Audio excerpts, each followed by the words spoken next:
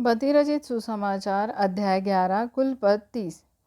जब यीशु अपने 12 चेलों को आज्ञा दे चुका तो वह उनके नगरों में उपदेश और प्रचार करने को वहां से चला गया। यूहन्ना ने बंदी गृह में मसीह के कामों का समाचार सुना और अपने चेलों को उससे यह पूछने भेजा, क्या आने वाला तू ही है या हम किसी दूसरे की बाट जो हैं? यीशु ने उत्तर दिया, जो कुछ तुम सुनते हो और देखते हो वह सब जाकर यूहन्ना से कह दो कि अंधे देखते हैं और लंगड़े चलते फिरते हैं, कोढ़ी शुद्ध किए जाते हैं और बहिरे सुनते हैं, मुर्दे जिलाए जाते हैं और कंगालों को सुसमाचार सुनाया जाता है, और धन्य है वह जो मेरे कारण ठोकर न खाए। जब वे वहाँ से चल दिए तो यीशु यूहन्ना के विषय में लोगों से कहने लगा, तुम जंगल में क्या देखने गए थे? क्या हवा से हिलते हुए सरकंडे को? फिर तुम क्या देखने गए थे? क्या कोमल वस्त्र पहने हुए मनुष्य को? देखो, जो कोमल वस्त्र पहनते हैं वे राजभवनों में रहते हैं। तो फिर क्यों गए थे? क्या किसी भविष्यवक्ता को देखने को? हाँ, मैं तुमसे कहता हूँ कि भविष्यवक्ता से भी बड़े को। यह वही है जिसके विषय में लिखा है, देख मैं अपने दूत को तेरे आगे आगे भेजता हूँ, जो तेरे आगे तेरा मार्ग तैयार करेगा। मैं तुमसे सच कहता हूँ कि जो स्त्रियों से जन्मे हैं उनमें से यूहन्ना बपतिस्मा देने वाले से कोई बड़ा नहीं हुआ, पर जो स्वर्ग के राज्य में छोटे से छोटा है वह उससे बड़ा है। यूहन्ना बपतिस्मा देने वाले के दिनों से अब तक स्वर्ग के राज्य में बलपूर्वक प्रवेश होता रहा है और बलवान उसे छीन लेते हैं। यूहन्ना तक सारे भविष्यवक्ता और व्यवस्था भविष्यवाणी करते रहे, और चाहो तो मानो कि एलिया जो आने वाला था वह यही है। जिसके सुनने के कान हो वह सुन ले। मैं इस समय के लोगों की उपमा किससे दूं? वे उन बालकों के समान हैं जो बाजारों में बैठे हुए एक दूसरे से पुकार कर कहते हैं, हमने तुम्हारे लिए बांसुरी बजाई और तुम न नाचे, हमने विलाप किया और तुमने छाती नहीं पीटी। क्योंकि यूहन्ना न खाता आया और न पीता, और वे कहते हैं उसमें दुष्टात्मा है। मनुष्य का पुत्र खाता पीता आया और वे कहते हैं, देखो पेटू और पियक्कड़, मनुष्य का महसूल लेने वालों और पापियों का मित्र। पर ज्ञान अपने कामों से सच्चा ठहराया गया है। तब वह उन नगरों को उल्हाना देने लगा जिनमें उसने बहुत से सामर्थ के काम किए थे, क्योंकि उन्होंने अपना मन नहीं फिराया था। हाय खुराजीन, हाय बैतसैदा, जो सामर्थ के काम तुम में किए गए, यदि वे सूर और सैदा में किए जाते तो टाट ओढ़कर और राख में बैठकर वे कब के मन फिरा लेते। परंतु मैं तुमसे कहता हूँ कि न्याय के दिन तुम्हारी दशा से सूर और सैदा की दशा अधिक सहने योग्य होगी। हे कफरनहूम, क्या तू स्वर्ग तक ऊंचा किया जाएगा? तू तो अधोलोक तक नीचे जाएगा। जो सामर्थ के काम तुझ में किए गए हैं, यदि सदोम में किए जाते तो वह आज तक बना रहता। पर मैं तुमसे कहता हूँ कि न्याय के दिन तेरी दशा से सदोम की दशा अधिक सहने योग्य होगी। उसी समय यीशु ने कहा, हे पिता, स्वर्ग और पृथ्वी के प्रभु, मैं तेरा धन्यवाद करता हूँ कि तूने इन बातों को ज्ञानियों और समझदारों से छिपा रखा और बालकों पर प्रकट किया है। हाँ हे पिता, क्योंकि तुझे यही अच्छा लगा। मेरे पिता ने मुझे सब कुछ सौंपा है, और कोई पुत्र को नहीं जानता केवल पिता, और कोई पिता को नहीं जानता केवल पुत्र, और वह जिस पर पुत्र उसे प्रकट करना चाहे। हे सब परिश्रम करने वालों और बोझ से दबे हुए लोगों, मेरे पास आओ, मैं तुम्हें विश्राम दूंगा। मेरा जुआ अपने ऊपर उठा लो और मुझसे सीखो, क्योंकि मैं नम्र और मन में दीन हूँ, और तुम अपने मन में विश्राम पाओगे, क्योंकि मेरा जुआ सहज और मेरा बोझ हल्का है। अध्याय 12 कुल पद 50। उस समय यीशु सब्त के दिन खेतों में से होकर जा रहा था, और उसके चेलों को भूख लगी तो वे बालें तोड़ तोड़ कर खाने लगे। फरीसियों ने यह देखकर उससे कहा, देख तेरे चेले वह काम कर रहे हैं जो सब्त के दिन करना उचित नहीं।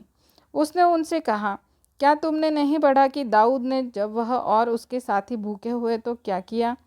वह कैसे परमेश्वर के घर में गया और भेंट की रोटियां खाई, जिन्हें खाना न तो उसे और न उसके साथियों को, पर केवल याजकों को उचित था।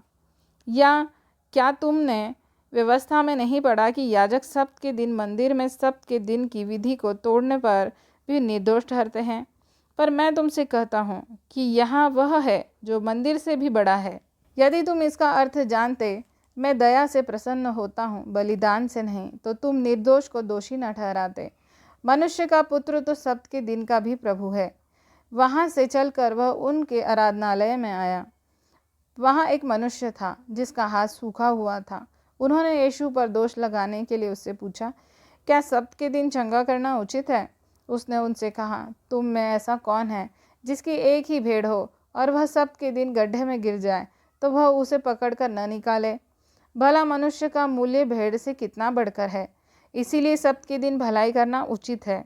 तब उसने उस मनुष्य से कहा, अपना हाथ बढ़ा। उसने बढ़ाया और वह फिर दूसरे हाथ की तरह अच्छा हो गया। तब फरीसियों ने बाहर आकर उसके विरोध में सम्मति की कि उसे किस प्रकार नष्ट करे। यह जानकर यीशु वहां से चला गया और बहुत लोग उसके पीछे हो लिए, और उसने सबको चंगा किया और उन्हें चिताया कि मुझे प्रकट न करना, ताकि जो वचन यशायाह भविष्यद्वक्ता के द्वारा कहा गया था वह पूरा हो। देखो, यह मेरा सेवक है जिसे मैंने चुना है, मेरा प्रिय, जिससे मेरा मन प्रसन्न है। मैं अपना आत्मा उस पर डालूंगा और वह अन्य जातियों को न्याय का समाचार देगा। वह न झगड़ा करेगा और न धूम मचाएगा और न बाजारों में कोई उसका शब्द सुनेगा। वह कुचले हुए सरकंडे को न तोड़ेगा और धुआं देती हुई बत्ती को न बुझाएगा, जब तक वह न्याय को प्रबल न कराए और अन्य जातियां उसके नाम पर आशा रखेंगी। तब लोग एक अंधे गूंगे को, जिसमें दुष्ट आत्मा थी, उसके पास लाए और उसने उसे अच्छा किया और वह बोलने और देखने लगा। इस पर सब लोग चकित होकर कहने लगे, यह क्या दाऊद की संतान है? परंतु फरीसियों ने यह सुनकर कहा, यह तो दुष्ट आत्माओं के सरदार बालजबूल की सहायता के बिना दुष्ट आत्मा को नहीं निकालता। उसने उनके मन की बात जानकर उनसे कहा, जिस किसी राज्य में फूट होती है वह उजड़ जाता है, और कोई नगर या घराना जिसमें फूट होती है बना न रहेगा। और यदि शैतान ही शैतान को निकाले तो वह अपना ही विरोधी हो गया है, फिर उसका राज्य कैसे बना रहेगा? भला यदि मैं शैतान की सहायता से दुष्ट आत्मा को निकालता हूँ तो तुम्हारे वंश किसकी सहायता से निकालते हैं? इसीलिए वे ही तुम्हारा न्याय करेंगे। पर यदि मैं परमेश्वर की आत्मा की सहायता से दुष्ट आत्मा को निकालता हूँ तो परमेश्वर का राज्य तुम्हारे पास आ पहुँचा है। या कैसे कोई मनुष्य किसी बलवंत के घर में घुसकर उसका माल लूट सकता है? जब तक कि वह पहले वह उस बलवंत को न बांध ले, तब वह उसका घर लूट लेगा। जो मेरे साथ नहीं वह मेरे विरोध में है, और जो मेरे साथ नहीं बटोरता वह बिखेरता है। इसीलिए मैं तुमसे कहता हूँ कि मनुष्य का सब प्रकार का पाप और निंदा क्षमा की जाएगी, परंतु पवित्र आत्मा की निंदा क्षमा न की जाएगी। जो कोई मनुष्य के पुत्र के विरोध में कोई बात कहेगा, उसका यह अपराध क्षमा किया जाएगा, परंतु जो कोई पवित्र आत्मा के विरोध में कुछ कहेगा, उसका अपराध न तो इस लोक में और न परलोक में क्षमा किया जाएगा। यदि पेड़ को अच्छा कहो तो उसके फल को भी अच्छा कहो, या पेड़ को निकम्मा कहो तो उसके फल को भी निकम्मा कहो, क्योंकि पेड़ अपने फल ही से पहचाना जाता है। हे सांप के बच्चों, तुम बुरे होकर कैसे अच्छी बातें कर सकते हो? क्योंकि जो मन में भरा है वही मुंह पर आता है। भला मनुष्य मन के भले भंडार से भली बातें निकालता है, और बुरा मनुष्य बुरे भंडार से बुरी बातें निकालता है। और मैं तुमसे कहता हूँ कि जो जो निकम्मी बातें मनुष्य कहेंगे, न्याय के दिन वे हर एक उस बात का लेखा देंगे। क्योंकि तू अपनी बातों के कारण निर्दोष और अपनी बातों ही के कारण दोषी ठहराया जाएगा। इस पर कुछ शास्त्रियों और फरीसियों ने उससे कहा, हे गुरु, हम तुझसे एक चिन्ह देखना चाहते हैं। उसने उन्हें उत्तर दिया, इस युग के बुरे और व्यभिचारी लोग चिन्ह ढूंढते हैं, परंतु योना भविष्यद्वक्ता के चिन्ह को छोड़ कोई और चिन्ह उनको न दिया जाएगा। योना 3 रात दिन जल जंतु के पेट में रहा, वैसे ही मनुष्य का पुत्र 3 रात दिन पृथ्वी के भीतर रहेगा। निनवे के लोग न्याय के दिन इस युग के लोगों के साथ उठकर उन्हें दोषी ठहराएंगे, क्योंकि उन्होंने योना का प्रचार सुनकर मन फिराया, और देखो, यहाँ वह है जो योना से भी बड़ा है। दक्षिण की रानी न्याय के दिन इस युग के लोगों के साथ उठकर उन्हें दोषी ठहराएंगी, क्योंकि वह सुलेमान का ज्ञान सुनने के लिए पृथ्वी के छोर से आई, और देखो, यहाँ वह है जो सुलेमान से भी बड़ा है। जब अशुद्ध आत्मा मनुष्य में से निकल जाती है तो सूखी जगहों में विश्राम ढूंढती फिरती है और पाती नहीं। तब कहती है, मैं अपने उसी घर में जहाँ से निकली थी लौट जाऊंगी, और लौट कर उसे सूना झाड़ा बुहारा और सजा सजाया पाती है। तब वह जाकर अपने से और बुरी 7 आत्माओं को अपने साथ ले आती है, और वे उसमें बैठ कर वहाँ वास करती है, और उस मनुष्य की पिछली दशा पहले से भी बुरी हो जाती है। इस युग के बुरे लोगों की दशा भी ऐसी ही होगी। जब वह भीड़ से बातें कर ही रहा था, तब उसकी माता और भाई बाहर खड़े थे और उससे बातें करना चाहते थे। किसी ने उससे कहा, देख तेरी माता और तेरे भाई बाहर खड़े हैं और तुझसे बातें करना चाहते हैं। यह सुनकर उसने कहने वालों को उत्तर दिया, कौन है मेरी माता और कौन है मेरे भाई? और अपने चेलों की ओर अपना हाथ बढ़ाकर कहा, देखो मेरी माता और मेरे भाई ये हैं, क्योंकि जो कोई मेरे स्वर्गीय पिता की इच्छा पर चले वही मेरा भाई और मेरी बहन और मेरी माता है। अध्याय 13 कुल पद 58। उसी दिन यीशु घर से निकलकर झील के किनारे जा बैठा और उसके पास ऐसी बड़ी भीड़ इकट्ठी हुई कि वह नाव पर चढ़ गया और सारी भीड़ किनारे पर खड़ी रही और उसने उनसे दृष्टांतों में बहुत सी बातें कहीं। एक बोने वाला बीज बोने निकला। बोते समय कुछ बीज मार्ग के किनारे गिरे और पक्षियों ने आकर उन्हें चुग लिया। कुछ बीज पथरीली भूमि पर गिरे जहां उन्हें बहुत मिट्टी न मिली और गहरी मिट्टी न मिलने के कारण वे जल्द उगाए, पर सूरज निकलने पर वे जल गए और जड़ न पकड़ने से सूख गए। कुछ बीज झाड़ियों में गिरे और झाड़ियों ने बढ़कर उन्हें दबा डाला, पर कुछ बीज अच्छी भूमि पर गिरे और फल लाए, कोई 100 गुना, कोई 60 गुना, कोई 30 गुना। जिसके कान हो वह सुन ले। चेलों ने पास आकर उससे कहा, तू लोगों से दृष्टांतों में क्या बातें करता है? उसने उत्तर दिया, तुमको स्वर्ग के राज्य के भेदों की समझ दी गई है, पर उनको नहीं। क्योंकि जिसके पास है उसे दिया जाएगा और उसके पास बहुत हो जाएगा, पर जिसके पास कुछ नहीं है उससे जो कुछ उसके पास है वह भी ले लिया जाएगा। मैं उनसे दृष्टांतों में इसलिए बातें करता हूँ कि वे देखते हुए नहीं देखते और सुनते हुए नहीं सुनते और नहीं समझते। उनके विषय में यशायाह की यह भविष्यवाणी पूरी होती है, तुम कानों से तो सुनोगे पर समझोगे नहीं, और आँखों से तो देखोगे पर तुम्हें न सूझेगा। क्योंकि इन लोगों का मन मोटा हो गया है और वे कानों से ऊंचा सुनते हैं और उन्होंने अपनी आंखें मूंद ली है। कहीं ऐसा न हो कि वे आंखों से देखें और कानों से सुने और मन से समझे और फिर जाएं और मैं उन्हें चंगा करूं।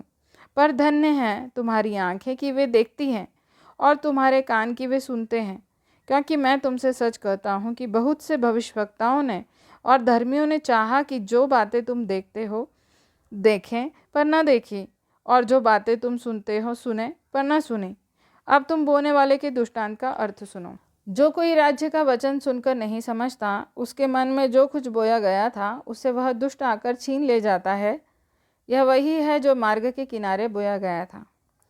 और जो पथरीली भूमि पर बोया गया, यह वह है जो वचन सुनकर तुरंत आनंद के साथ मान लेता है, पर अपने में जड़ न रखने के कारण वह थोड़े ही दिन का है, और जब वचन के कारण कलेश या उपद्रव होता है तो तुरंत ठोकर खाता है।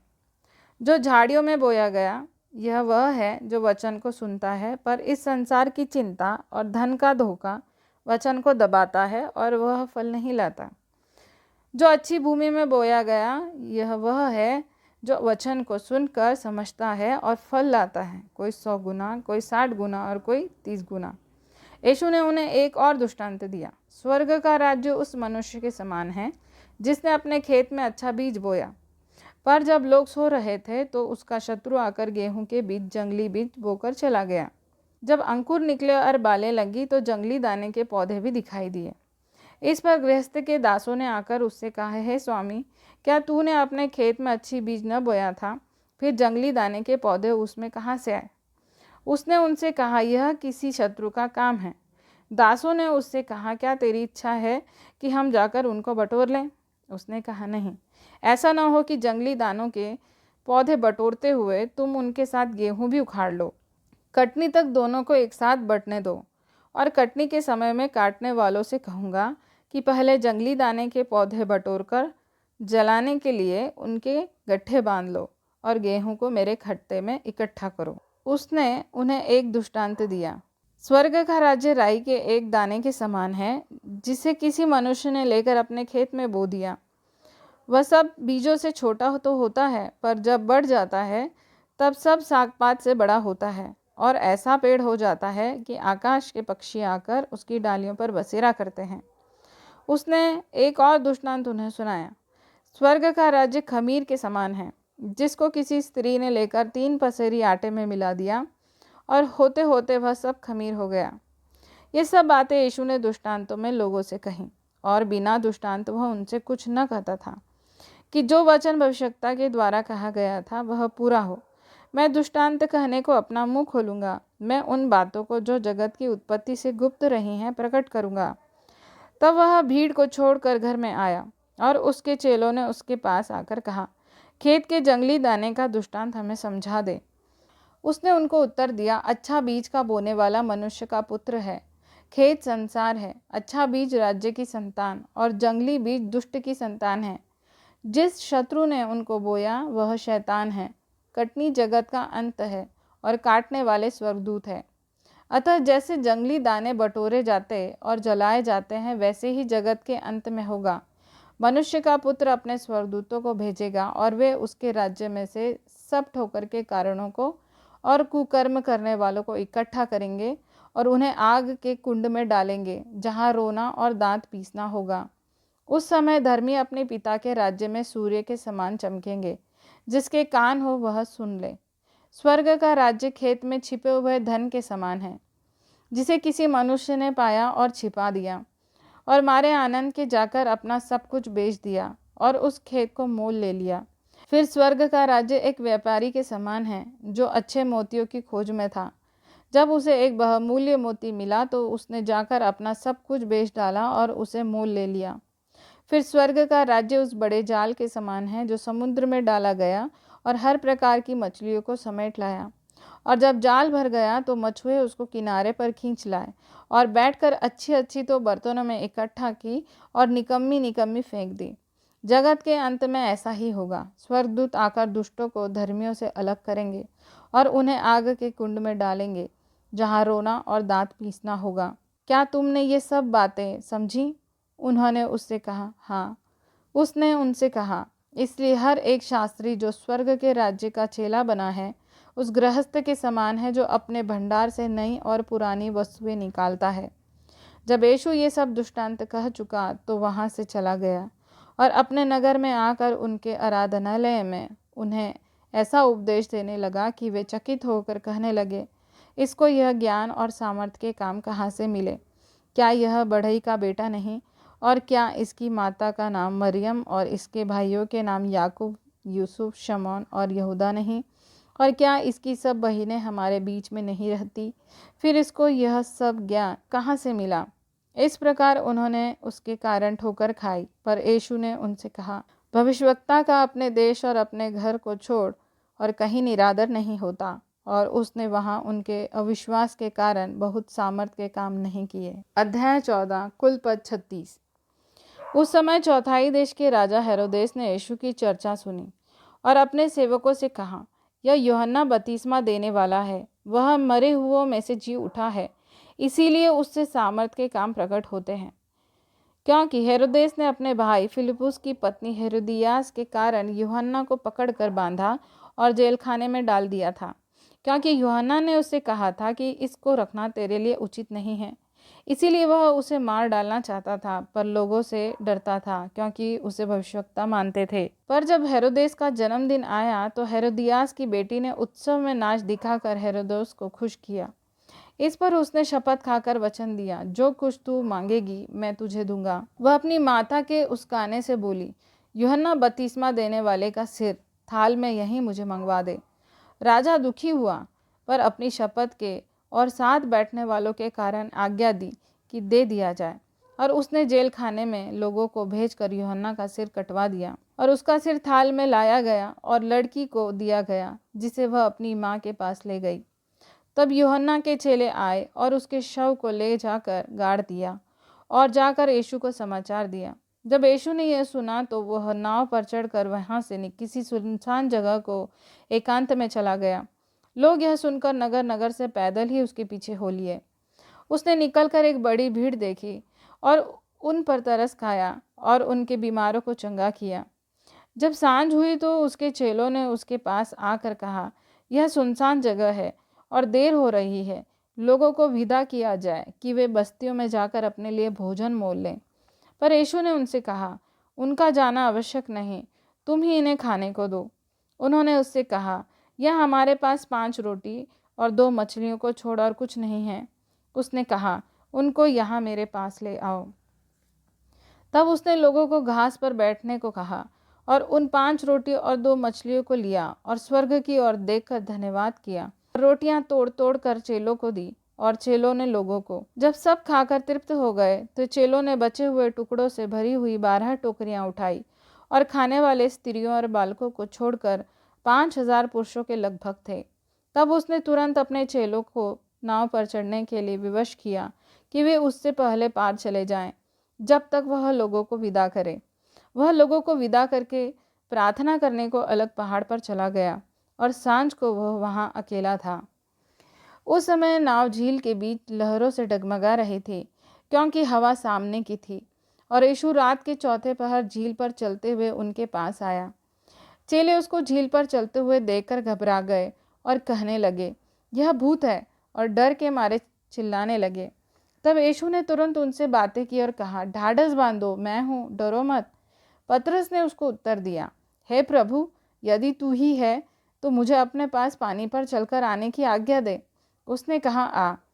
तब पतरस नाव पर से उतरकर यीशु के पास जाने को पानी पर चलने लगा, पर हवा को देखकर डर गया, और जब डूबने लगा तो चिल्लाकर कहा, हे प्रभु, मुझे बचा। यीशु ने तुरंत हाथ बढ़ाकर उसे थाम लिया और उससे कहा, हे अल्पविश्वासी, तूने क्यों संदेह किया। जब वे नाव पर चढ़ गए तो हवा थम गई। इस पर उन्होंने जो नाव पर थे उसे दंडवत करके कहा, सचमुच तू परमेश्वर का पुत्र है। वे पार उतर कर गन्नेसरत में पहुँचे। वहाँ के लोगों ने उसे पहचान लिया और आसपास के सारे देश में समाचार भेजा, और सब बीमारों को उसके पास लाए और उससे विनती करने लगे कि वह उन्हें अपने वस्त्र के आंचल ही को छूने दे, और जितनों ने उसे छुआ वे चंगे हो गए।